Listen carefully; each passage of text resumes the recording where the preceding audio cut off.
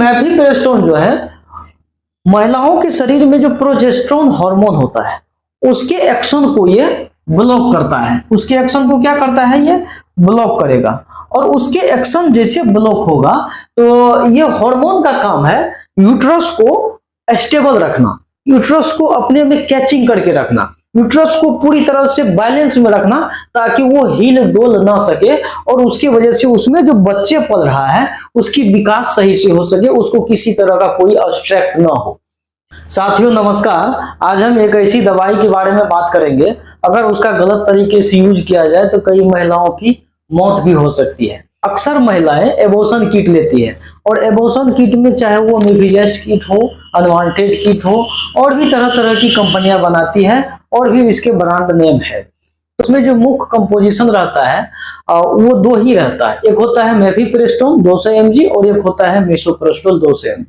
ये दवाई तो ले लेती है एबॉर्शन करने के लिए, लेकिन अगर कहीं गलत तरीके से इसका यूज किया जाए, नॉर्मली प्रेगनेंसी में अगर इसका यूज किया जाए तो ठीक है, अन्यथा इसका एक्टोपिक प्रेगनेंसी में अगर ये ले लिया जाए तो उसकी जान पे बन आती है। सबसे पहले प्रेगनेंसी को समझते हैं, खास करके जो महिलाएं गलती करती है ना, आज के बाद वो गलती बंद कर दीजिएगा आप लोग।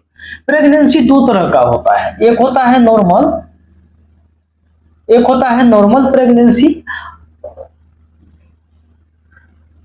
प्रेगनेंसी और दूसरा होता है एक्टोपिक प्रेगनेंसी। नॉर्मल प्रेगनेंसी और एक्टोपिक प्रेगनेंसी में आसमान और धरती का डिफरेंट है।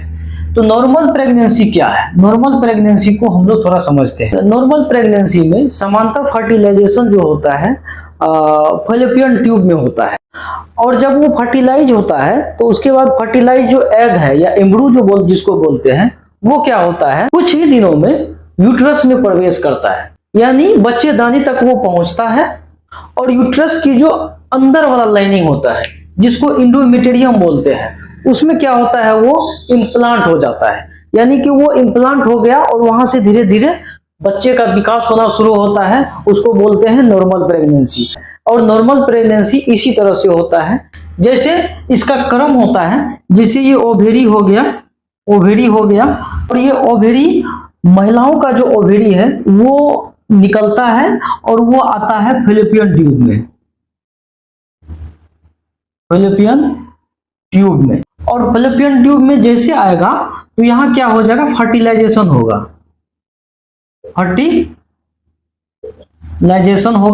और फर्टिलाइजेशन जैसे होता है यानी फर्टिलाइज जैसे होगा तो यहाँ एक